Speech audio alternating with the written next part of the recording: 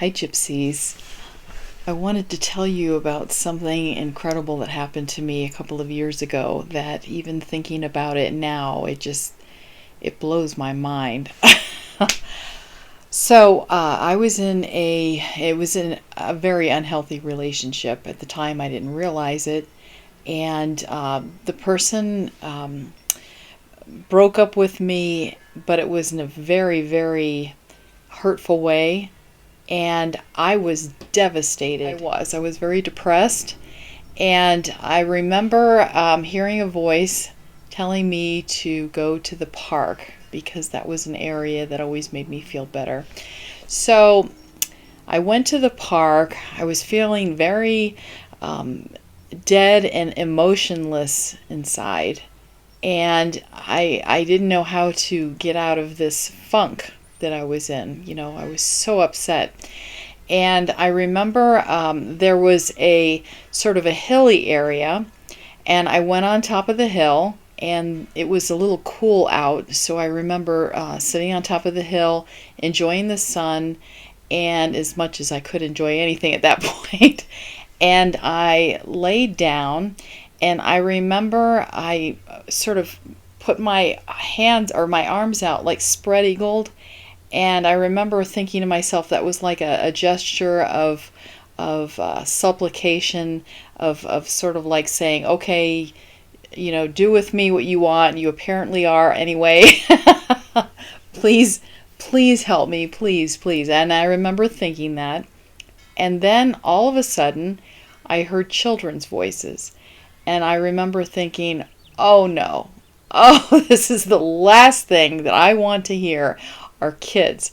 And I could hear them in the background, and they were, having fun and laughing, and, as kids do. And I just thought, no, no, no, no. So I sat up because I felt ridiculous. I sat up and I noticed a boy and a little girl, but at that time I remember thinking they were both boys, even though their hair was long, which I thought was a little bit odd, but their hair was long, but they were at that age where they were like five-ish, and both seemed like boys.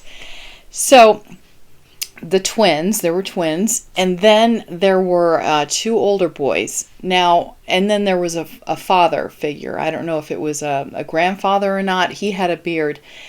Everybody had long hair. It was I don't know, it was very odd. It wasn't like,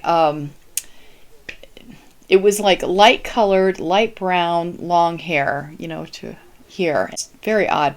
So here I am sitting there, and the twins are playing with this ball. And the one of the twins, which I found out later was a girl, looked at me full in the face with this ball in her hand, and she tossed it to me. And she indicated she wanted me to throw it back to her. And I thought, okay. So I thought, okay, well, I can't be a total jerk, so so I tossed it back to her. And then she threw it to me again. And I thought, oh, okay. And so I threw it back to her, right? Then she walks up to me. Now, at this point, the father, I noticed, was watching very closely, which if I was a father, I definitely would have too. I mean, he doesn't want anything to happen to her, and he doesn't know if I'm a crazy lady or not. So he's like watching with his breath held. Okay, I could tell, and the other brothers are watching too, and it's like everybody was watching her to see what her reaction would be when she came up to me. It was the oddest thing. This little girl, she cannot have been older than 5, but it was almost like she was the leader or something. It was so weird. So she comes up to me, and she starts talking to me about my bracelet, which is like a charm bracelet, and it makes noise. And she mentions how she liked it because it made noise. And I thought, well, that sort of sounds like me. That's why I would wear jewelry too. So I said, oh yeah. So I let her touch it and all that. And then she was finding things on the ground and giving them to me. Like she found some flowers and she gave them to me. And then she was pointing out something else, a certain stone that she thought was cool, and she wanted me to look at that. And then I noticed her brother, the twin brother, came up to me, and he starts giving me things. In fact, he found a piece of jewelry or something in the ground, and he gave it to me. And I was like, well, okay, but yeah, they all were coming up to me then and giving me things. And then it was just so surreal because I didn't know who these kids were. And then it occurred to me that these boys, not one of them had an electronic piece of equipment, like a bat and a ball. Then they had a bigger ball, but no electronic equipment. I saw no phones, and they did not argue. Not once did they argue. The older children did not bully the younger children. Everybody was just having fun. It was so weird. So weird. Then the little girl takes my hand, and I stand up, and she's bringing me over to a certain area. Yeah, I mean, we went down this little hill, and she's showing me some bush or something, and we're looking at things, and then we're sitting down together and talking.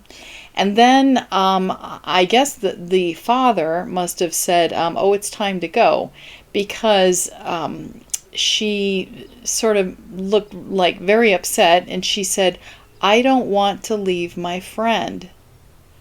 And I thought, oh my gosh.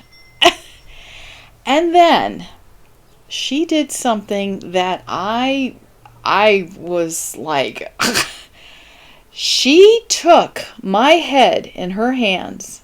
This little girl took put her hands on either side of my head, and she looks at me. She just stared at my face. And I was astonished. I didn't know what to do. And I felt exposed and undressed in front of her as if she could see into my soul. And then she kissed my hand, and then she followed her brothers, and they left. And I remember I was just stunned. I didn't know what to say.